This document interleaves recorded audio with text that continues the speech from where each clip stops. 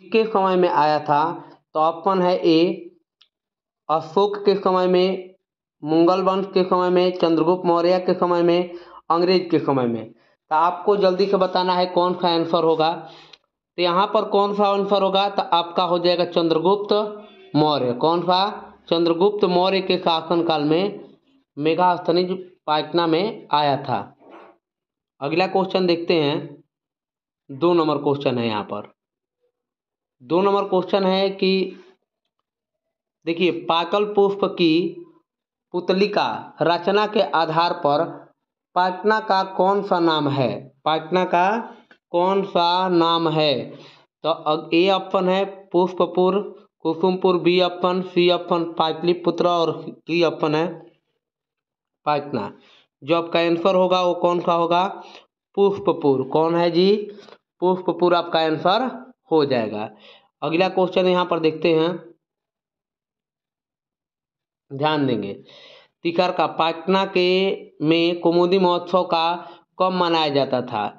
Option A है गुप्त वंश काल में, या मुगल वंश काल में, मध्य काल में, या अंग्रेजों के समय में।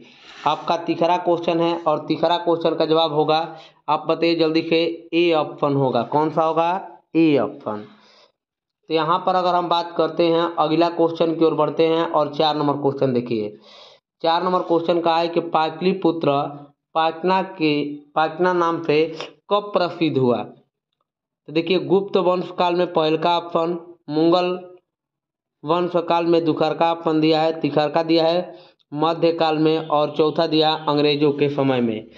तो 4 नंबर क्वेश्चन का जो जवाब होगा बताइए जल्दी से, कौन सा होगा? तो इसमें मध्य काल में पाटना नाम प्रसिद्ध हुआ था। पाटना नाम मध्य काल में हुआ था। अगला क्वेश्चन है, पाटना का इतिहास कितना वर्ष पुराना था? कितना बताए थे आपको? तो यहाँ पर 5वां कितना बताए थे? बताइए जल्दी से। 2500, 2000 वर्ष, 1500 वर्ष, या 1000 वर्ष। तो आपका आंसर होगा कितना? 2500 वर्ष। कितना हो जाएगा जी? 2500 वर्ष। अगला क्वेश्चन देखते हैं, 6 नंबर की ओर बढ़ते हैं। 6 नंबर क्वेश्चन बनाइएगा। यहाँ पर दिया कुटुम्बनिमता काव्य की रचयिता कौन किए हैं? यहाँ पर बताना है आपको कौन सा है। 6 नंबर। 6 नंबर पहले का राजशेखर, दूसरा है दामोदर गुप्त, तीसरा है विशाखा दत्त, चौथा है कालिदास। बताना है इसमें कौन सा होगा 6 नंबर का। 6 नंबर का इसमें कौन सा होगा? बी आंसर होगा। दामोदर गुप्त नामक कवि जो रचित किए हैं कुटुम्बनिमता का रचयिता। आगे देखते हैं, अगला क्वेश्चन है इसमें 7 नंबर। यूनान का राजदूत कौन था?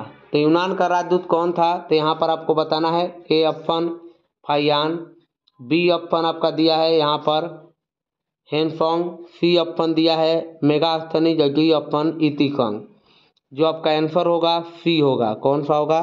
सी, मेगास्थनीज था। आगे चलते हैं अगला क्वेश्चन की ओर और 8 नंबर क्वेश्चन देखते हैं।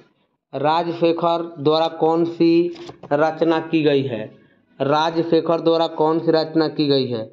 ऑप्शन ए कहता है काव्य मीमांसा, बी कहता है कुटुम्बनिमता, सी मुद्राक्षस, और डी है यात्रा संस्करण। तो आपको बताना है कौन सा होगा। तो इसमें आपका ऑप्शन नंबर कौन सा हो जाएगा? ए, काव्य मीमांसा के लेखक कौन? राजशेखर हैं। चलते हैं, अगला क्वेश्चन है, यहाँ पर ध्यान देंगे। कुमुदी महोत्सव किस ऋतु काल में मनाया जाता था? बताइए ऋतु किस ऋतु मनाया था? बसंत ऋतु, वर्षा ऋतु, ग्रीष्म ऋतु, या शरद ऋतु। बताइए इसमें कौन सा होगा। तो इसमें डी ऑप्शन होगा, शरद ऋतु में कुमुदी महोत्सव मनाया जाता था। यानी कि यहाँ पर ध्यान देंगे। अगला क्वेश्चन है, आप ध्यान देंगे। पाटना नगर की पालिका देवी कौन है? पहला ऑप्शन दिया है शीतल देवी, काली, चंगी, पटन देवी। तो आपका आंसर कौन सा होगा इसमें? तो डी ऑप्शन होगा। कौन होगा? डी, पटन देवी। अगला है, ये क्वेश्चन 2018 में पूछा गया था कि सरस्वती का कुल गृह कौन सा महानगर है? ऑप्शन ए भागलपुर, बी कहा है नालंदा, सी कहा है पाटलिपुत्रा, डी कहा है दरभंगा। तो इसमें कौन सा आंसर हो जाएगा? तो पाटलिपुत्र। कौन होगा? पाटलिपुत्र होगा। अगला क्वेश्चन की ओर बढ़ते हैं। परिभूतम पुरंदर स्थानम की संज्ञा किसने दी है? किसने दी बताइए? यहाँ पर ऑप्शन है पाटलिपुत्र नगर, गुप्त वंश, बौद्ध या राजशेखर। तो इसका आंसर कौन सा होगा? ए ऑप्शन होगा। कौन होगा? ए ऑप्शन, पाटलिपुत्र नगर। देखते हैं 13 नंबर क्वेश्चन की ओर बढ़ते हैं और 13 नंबर में दिया है गुरु गोविंद सिंह का जन्म कहाँ किस स्थल पर हुआ था? पटना में, भागलपुर में, राजगीर में, पंजाब में। आपका आंसर हो जाएगा कहाँ पर? पटना में। कहाँ पर? पटना। अगला क्वेश्चन है, यहाँ पर ध्यान देंगे 14 नंबर। 14 नंबर क्वेश्चन का है कि वरेण्य वरस्यः समनम अभवतम, यह किसकी कथन है? महात्मा गांधी की, महात्मा बुद्ध के, कर्ण के, चंद्रगुप्त के। आपको बताना है इसमें 14 नंबर में कौन सा होगा।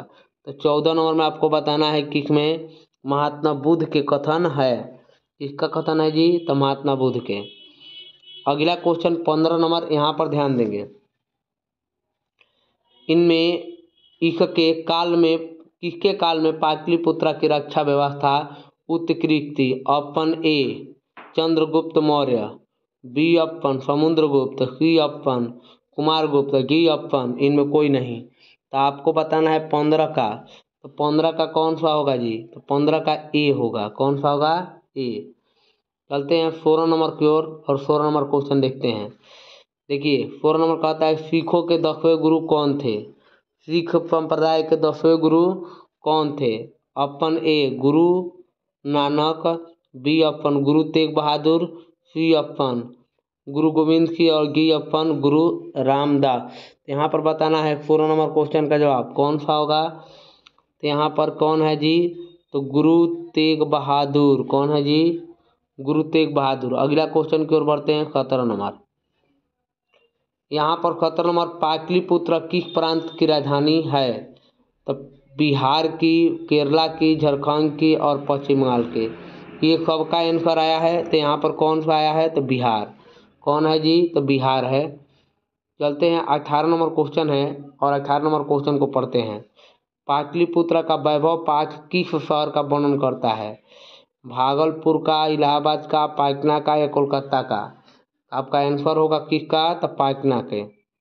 पटना कहाँ स्थित है? तो पाटलिपुत्र में है, इसीलिए पटना का क्या करता है। तो यहाँ पर ध्यान देंगे। अगला, दामोदर गुप्त ने किस काव्य की रचना की है?